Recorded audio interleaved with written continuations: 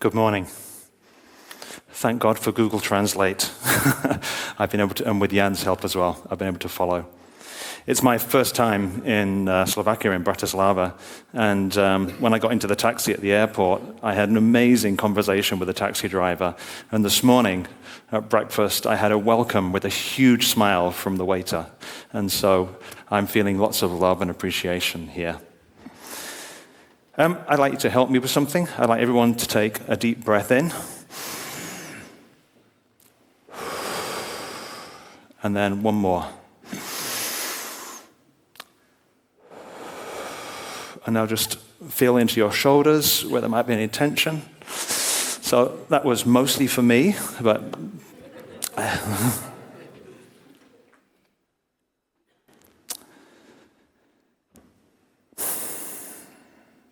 my heart is feeling very open at the moment. I was very inspired by what I've heard this morning, and I want to add my contribution. I'm sorry I don't speak your language, but I bring my heart to this. And yesterday, Jan and I worked on this question. On the path to envisioning a better future for Slovakia, we need to restore trust in a divided society and heal the pent-up anger and frustration and disappointment. How do we do that? And of course, I'll be showing you some data today, and some of you have seen some of it, but I'm presenting it a different way.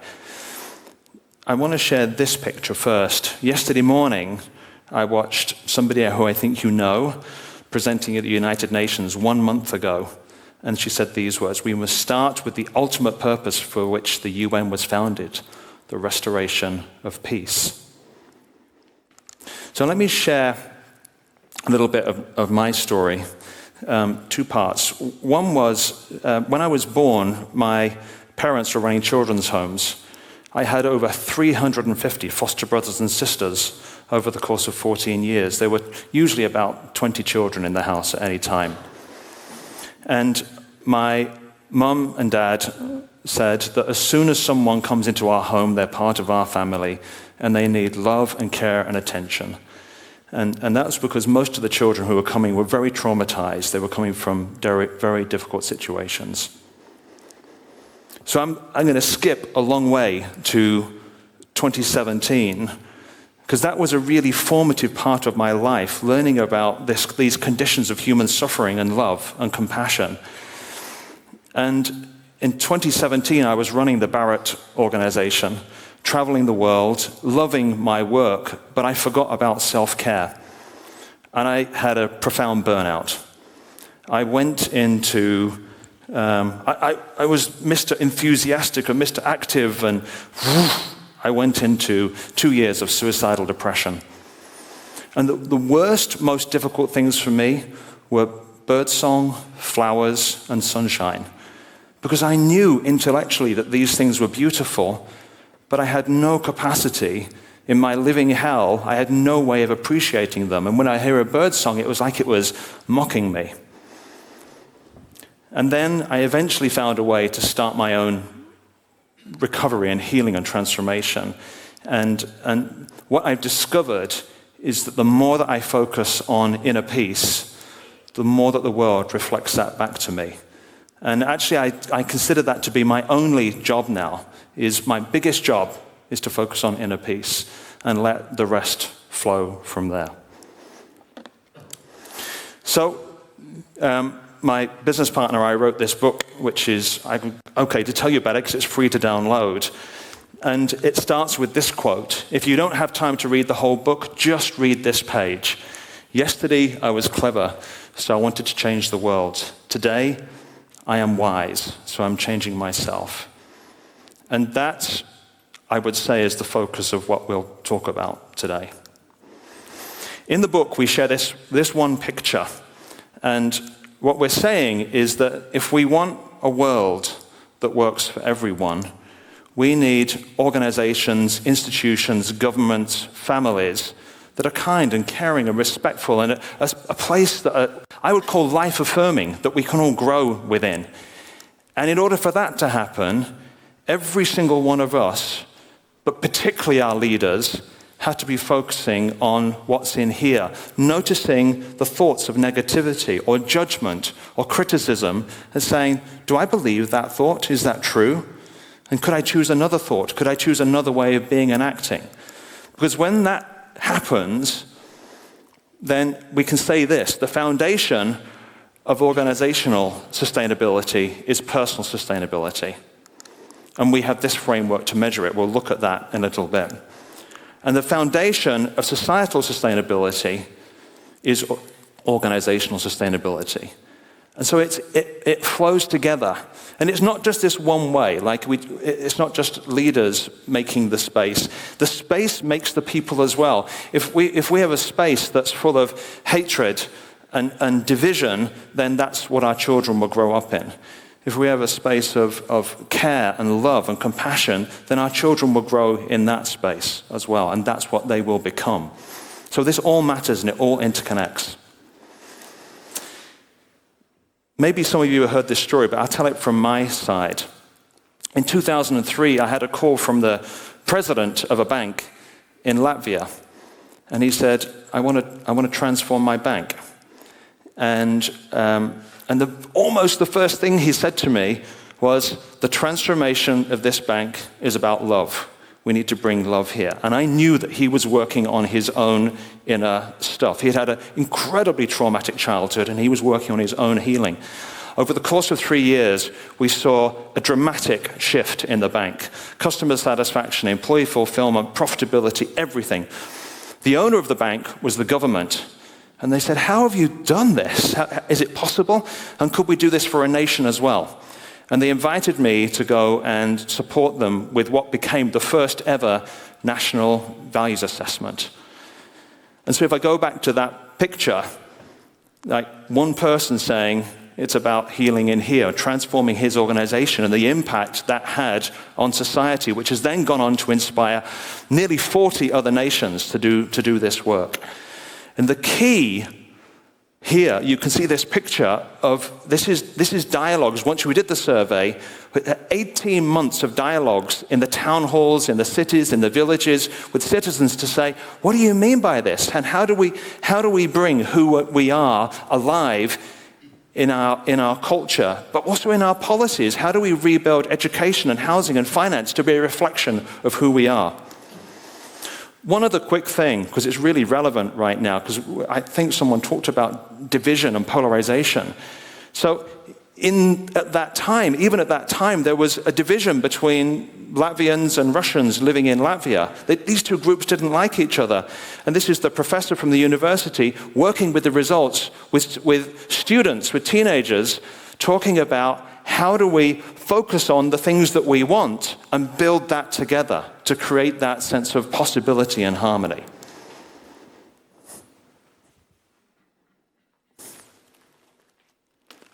Do you trust me enough? Okay.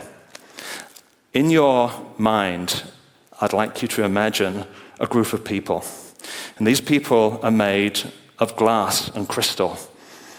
And with my words, I'm going to fill them up. So fill them up in your mind. For these people, health is paramount, as they believe that taking care of mind and body for self and others creates a better future. They have learned that life brings challenges and have a healthy sense of caution to protect and care for each other. Their bonds are forged on family and friendship and honoring age-old traditions that provide a feeling of belonging. They hold deep respect for each other and know that diversity brings strength and resilience to the group. They act with honesty, trust, and patience, fostering an environment of fairness and understanding. Quality of life is not just a goal, but a shared commitment. So, how would it be to be with a group of people like that? You know, when I work with the values of groups of people, I fall in love with them. It's amazing because this is your people. This is you. That story I just told you comes from the results of the Slovakia National Values Assessment. And I'm sure some of you have seen this already. But sometimes we need to be reminded just how amazing we are, especially when we think that how our society operates is like this. Let me just tell you, I was in town all day yesterday. I walked here today. I have not been mugged or murdered once. And so sometimes we do forget how amazing we are. And although this is a perception of how things might be. Actually, while I was in Singapore presenting the results, this amazing journalist stood up and he said, "We are both this, and we are this. Why do wonderful human beings act so badly?" And it's something to do with where we put our focus. Once we get into a negative spiral of seeing the problems and seeing we get into judgment about those people are wrong and all those sort of things, then we start to forget who we truly are and start to operate in this way. This is more a perception rather than a reality.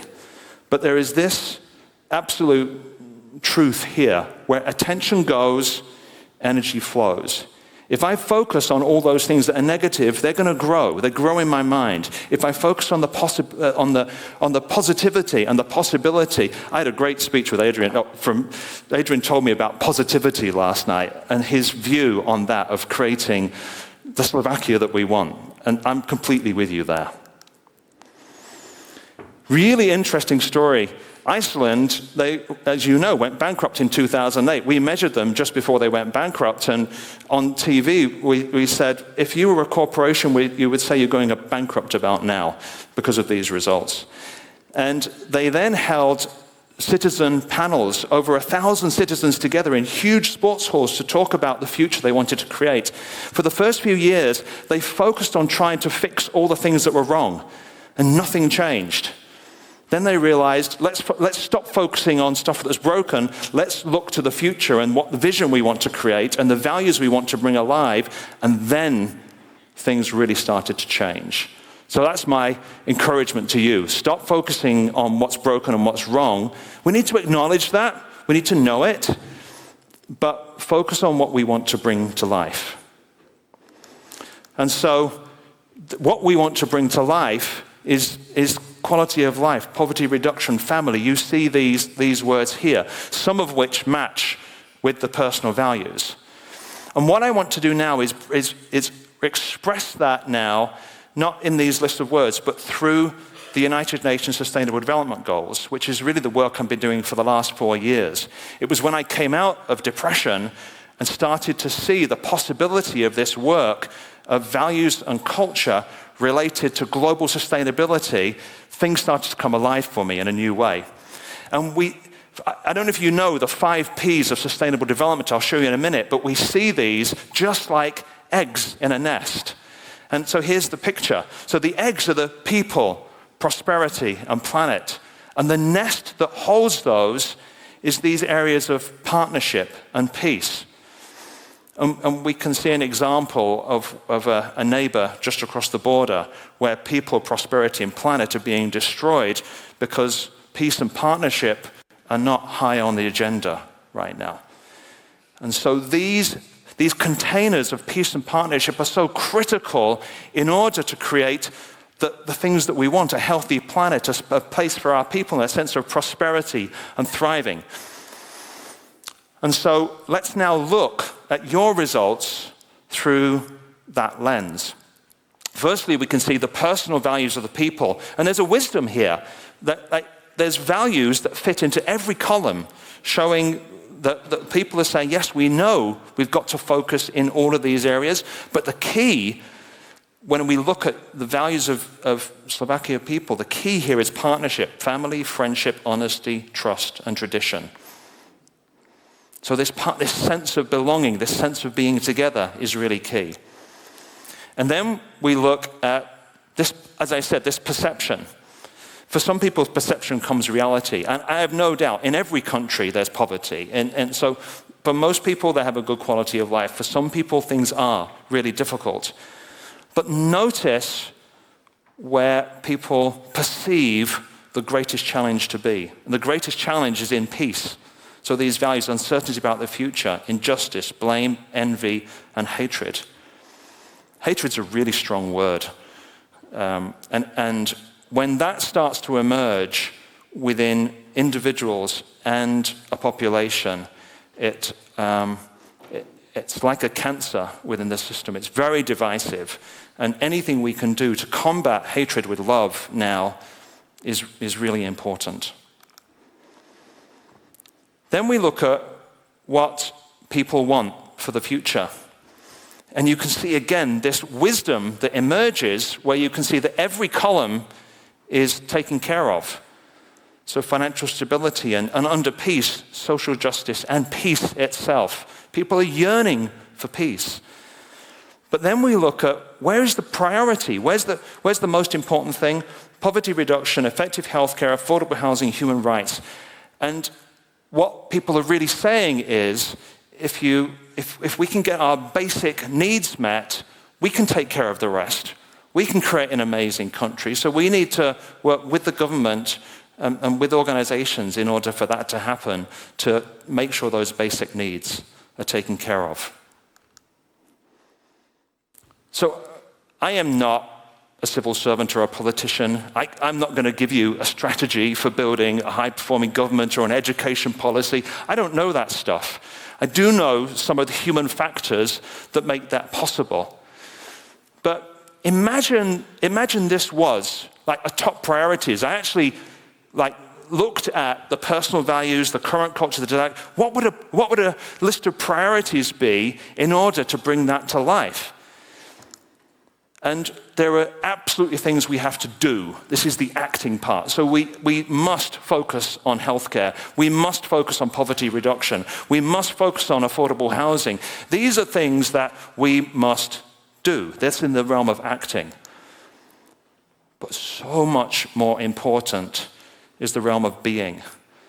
And these are the personal values of you and your people: honesty, transparency, family, tradition, peace, fairness, patience, caution. How can we use those to inform every plan, every strategy, every policy that we bring in? Because if we're not reflecting those in what we're doing, then it's probably not going to work. And I would say, to the best we can, act with love. You know, I'm standing here like I've got this all figured out and I only have good thoughts now. That's not true. Every day, every moment, my mind is coming up with judgments and negativity and all this stuff.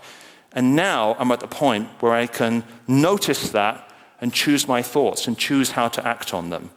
That's the difference. It's not that I've got it all figured out, I'm perfect. I'm now at a point where I can notice my thoughts and choose what I do with them. And my wife will tell you, I don't always get it right. So everything in life is either life-depleting or life-enhancing. And if I look at your results through that lens, the perception that people have of their current culture is life-depleting. All of this other stuff is life-enhancing. And what I just said about you in every moment, you have a choice. You are never not contributing to shaping the culture. Every word, every action, let me tell you also, every thought is energy and it goes out there. So be careful what you think. Be careful what you say. And I have a little, this is a game to play for the rest of the day, if you want to play it. If you want to take a photograph of this, it might be helpful. But this is a game to play for the rest of the day. Everything for the rest of the day, before you speak, ask yourself, is what I'm about to say true? Is it kind? And is it necessary? Just spend the day noticing your thoughts, and when thoughts of judgment or negativity arise, and whether you choose to release that in the world. And let me say, when I do release negativity into the world, I apologize for it. I go back and I say, I'm really sorry. I noticed I just did that. Did everyone get an inspiration card? Okay. So that card is not for you. That card is for someone else. And in the break, then your job is to go and find someone that you haven't met yet and go and give them that card as a little gift. Go and inspire somebody else with that word. And if you can't find it, there are many, many more. And so you can give as many inspirations and blessings as you like. So that's a little job for you to do. And I'll leave the others on the stage here so you can get as many of these blessings and inspirations as you like. So, thank you. I got goosebumps with some of the speeches before of the intention to be like, this whole meeting for me is life-affirming. And I feel very, very honored to be here and to share with you and in my little way to support you with the work that you're doing. Thank you.